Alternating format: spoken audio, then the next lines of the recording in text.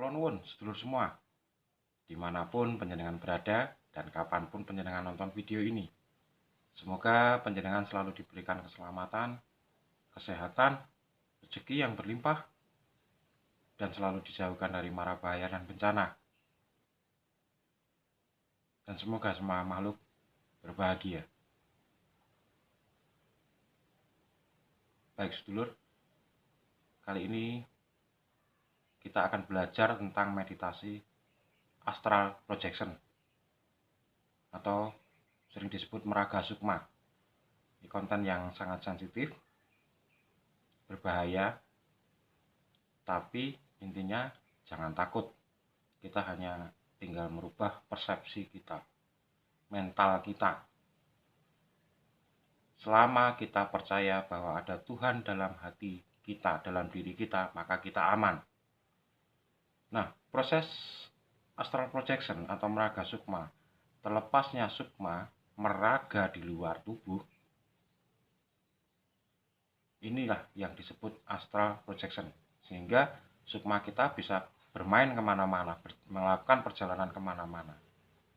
Dan ini selalu berhubungan dengan lucid dreaming.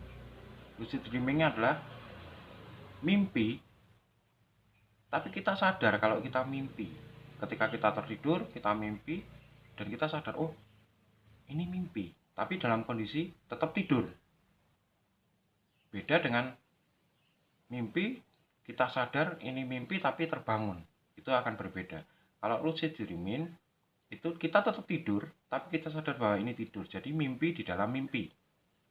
Nah, ini pertama kali istilah ini dikenalkan oleh Frederik van Eeden dari Belanda sekitar tahun 32. Nah, sekitar tahun 31 sampai 32 tepatnya. Nah, ini sangat berguna. Lucid dreaming ini sangat berguna. Berguna bagi apa? Mengubah pengalaman atau imajinasi dalam dunia mimpi yang meredakan kecemasan akibat traumatik. Jadi memang ada orang yang selalu cemas karena trauma atau depresi.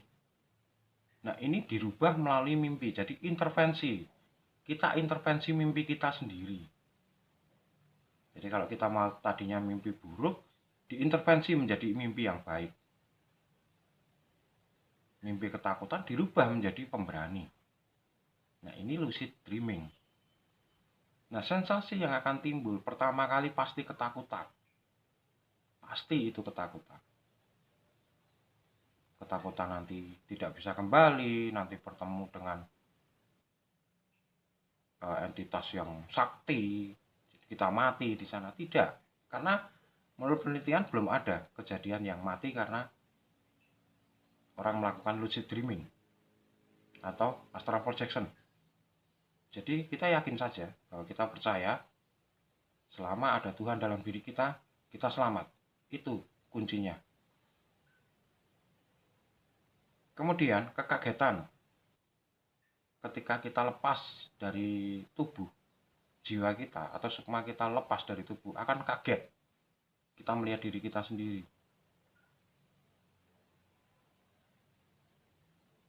Itu sensasi berikutnya yang timbul. Nah, di sini untuk permulaan untuk pemula yang ingin belajar astral projection, saya sarankan untuk tidur, tempat tidur, posisinya tidur dan sendiri. Karena apa? Kalau ada istri atau teman di samping, mereka akan takut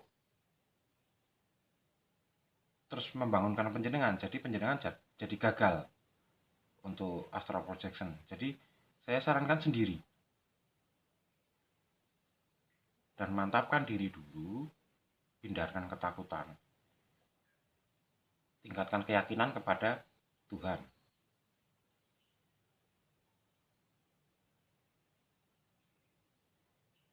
Nah, kegunaannya apa astral projection ini? Astral projection ini kegunaannya kita bisa mengetahui tempat, tanpa tubuh kita ke sana. Bahkan ini adalah perpindahan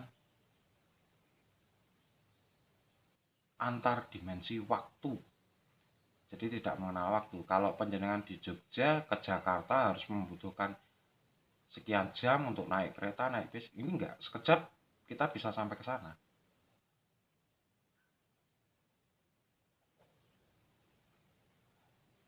Baik, itu namanya perjalanan antar dimensi tanpa waktu. Jadi kita menghilangkan waktu di sini.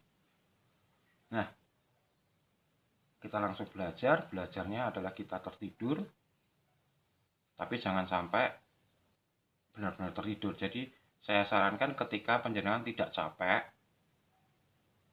tidak dalam saat sedang keadaan mengantuk, takutnya kalau mengantuk atau kecapean benar-benar tidur terus. Karena kita perlu titik kesadaran. Jadi ketika kondisi kita fresh, dan saya tidak menyarankan ketika panjenengan tergantung dengan obat-obatan yang menimbulkan imajinasi atau kondisi fisik sedang tidak fit, itu jangan, saya sarankan jangan. Dan sebetulnya siapa saja yang bisa melakukan ini, semua bisa melakukan ini, segala umur pun bisa. Tapi yang jelas tadi, dalam kondisi sehat. Yang kedua, jangan kondisi tergantung obat yang menimbulkan efek imajinasi atau halusinasi.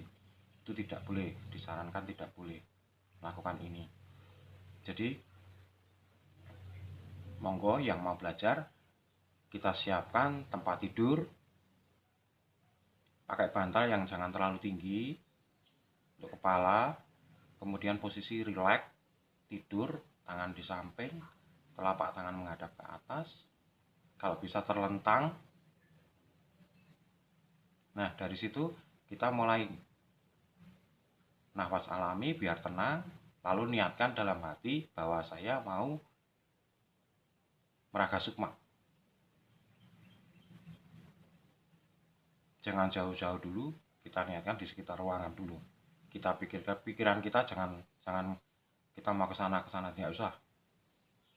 Saya mau meraga sukma, itu saja dulu. Nah, setelah panjenengan melakukan ini sampai benar-benar panjenengan rileks, sampai benar-benar pikiran tenang, lalu berada di titik netral, sampai panjenengan sadar bahwa ini saya meditasi semedi, panjenengan teruskan. Lalu cobalah gerakan mulai kaki.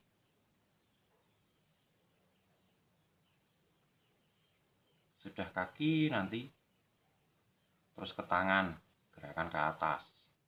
Jadi dibayangkan bahwa panjenengan itu naik ke atas atau lepas ke atas, terbang.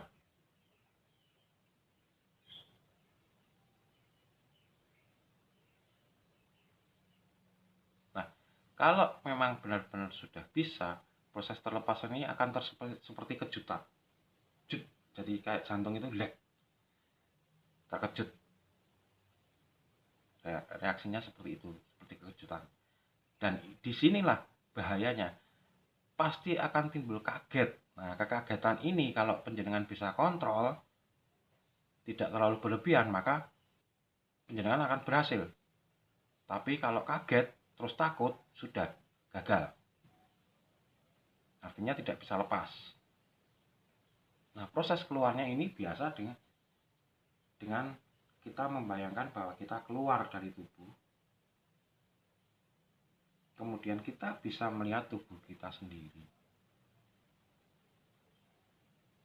Nah, kenapa saya meminta untuk tertidur dan telentang? Karena proses paling mudah keluarnya sukma itu ketika kita tidur telentang.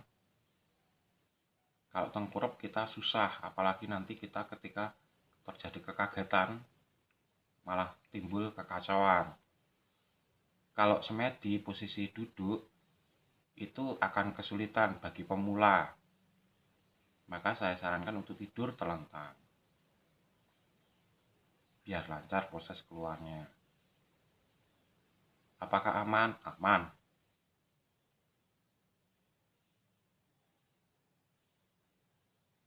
Nah, Kalau panjenengan sudah bisa keluar, sukma panjenengan itu benar-benar lepas dari tubuh dan panjenengan melihat tertidur,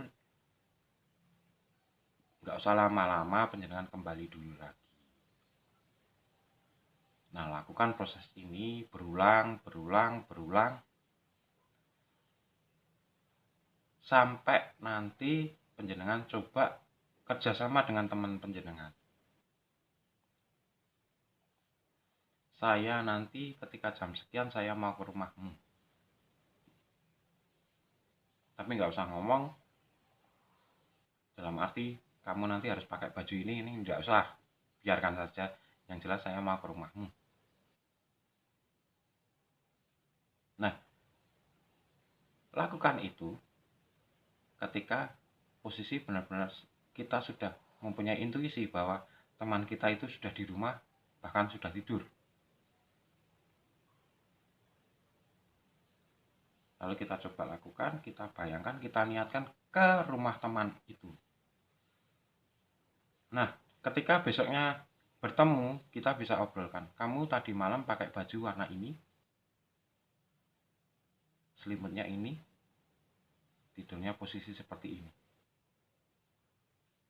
Kalau teman panjenengan bilang iya, berarti panjenengan berhasil. Itu adalah tolok ukur keberhasilan seorang meraga sukma. Jadi yang membatasi kita biar tidak kemana-mana adalah niatan. Niatan kita ke tempat A atau B. Kalau kita tidak batasi, seperti ini, saya ingin jalan-jalan ke Parangtritis atau saya ingin jalan-jalan ke Parangkusumo, itu tidak ada batasan. Nah, nanti panjenengan bisa menemui entitas-entitas yang tidak kelihatan itu. Nah, itu akan timbul kekagetan, akan timbul ketakutan. Nah, ini bahaya. Bahaya dalam arti kalau panjenengan tidak bisa mengontrol, kalau panjenengan tidak punya keyakinan penuh bahwa Tuhan ada dalam diri panjenengan dan panjenengan akan diselamatkan, ini bahaya. Tapi yang jelas tetap panjenengan bisa kembali dan aman. Itu yang panjenengan harus yakinkan. Jadi jangan takut untuk melakukan ini. Nah, kalau ditanya, kapan saya bisa melakukan ini? Sejak saya SD. Karena saya SD sampai SMA itu sering merasakan tidur ketindihan. Nah, jadi kalau sering tidur ketindihan, itu bisa jadi tanda-tanda panjenengan berbakat untuk meraga sukma. Jadi saya merasakan ada yang menindih saya, entah itu makhluk besar, entah saya itu merasa dicekik.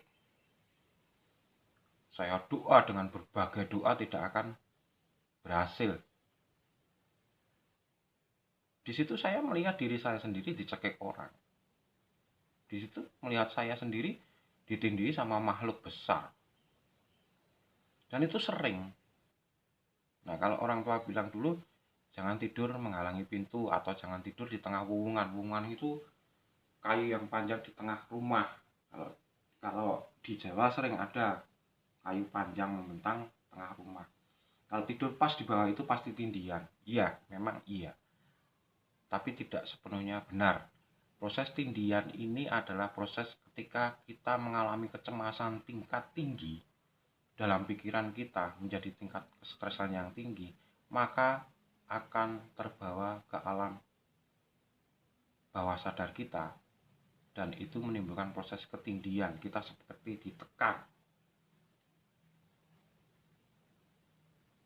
Nah, itu membuat persepsi kita bahwa kita ditekan oleh makhluk. Karena kita selalu pikiran itu selalu menyatakan yang nyata itu ini loh. Kalau yang ini ilusi, itu bukan. Sebetulnya bukan makhluk yang ini, tapi tekanan dalam diri kita sendiri.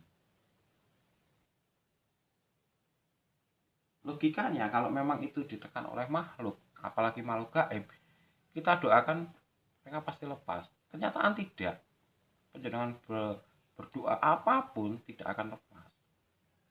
Karena itu tekanan dalam diri yang dipersepsikan membentuk berimajinasi menjadi seorang yang menekan atau makhluk yang menekan. Nah, itu dari proses ketindihan dan mimpi, tapi sadar saya itu mimpi, jadi mimpi di dalam mimpi.